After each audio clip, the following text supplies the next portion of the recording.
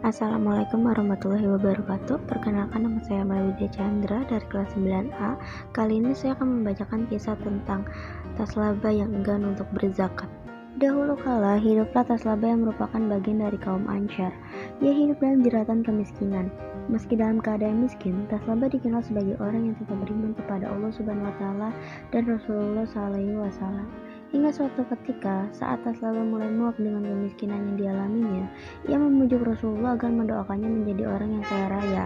Taslaba berkata, "Wahai Rasulullah, doakanlah aku agar Allah melimpahkan harta yang banyak."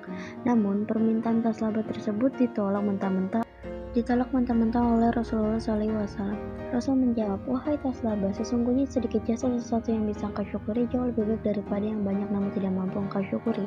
Bukankah engkau memiliki suri Taurat dari Rasul yang tidak pernah hidup dengan harta berlimpah? Demi zat dan jiwaku berada di tangannya, jika aku menginginkan gunung berubah menjadi emas dan perak, maka semua itu akan terjadi."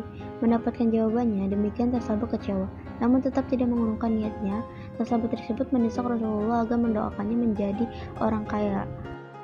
Rasulullah paham benar bahwa seorang bisa lalai karena harta dunia, sehingga jika Rasul mendoakannya, ditakutkanlah Taslaba akan mengingkarkan janji kepada Allah.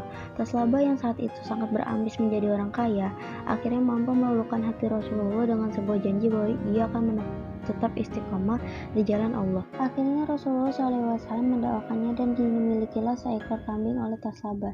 Hari demi hari kemudian dilalui Taslaba dengan kesibukan merawat dan mengembangbiakan kambingnya.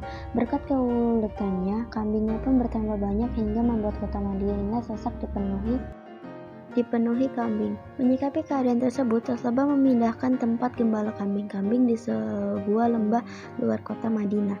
Taslaba yang semakin sibuk mengurus kambing-kambingnya akhirnya perlahan mulai meninggalkan sholat. Bahkan ketika salah seorang utusan Rasul mendatangi untuk meminta zakat dari Taslaba, ia menolak dengan dalil zakat hanyalah pajak belakang.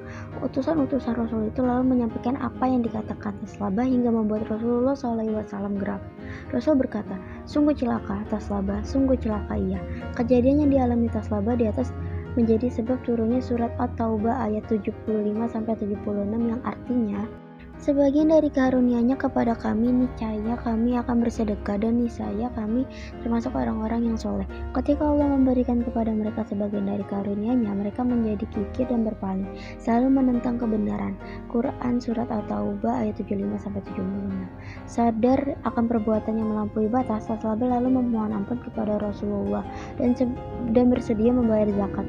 Akan tetapi Rasulullah terlanjur mendapatkan perintah dari Allah agar tidak menerima zakat dari Taslaba sebagai akibat dan kekikiran dan kecongkakannya.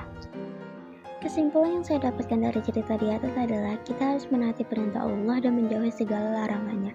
Kita selalu karena tidak sombong dan tetap bersyukur apa yang kita dapat dan kita nikmati yang telah diberikan oleh Allah. Berikut dari saya, terima kasih. Wassalamualaikum warahmatullahi wabarakatuh.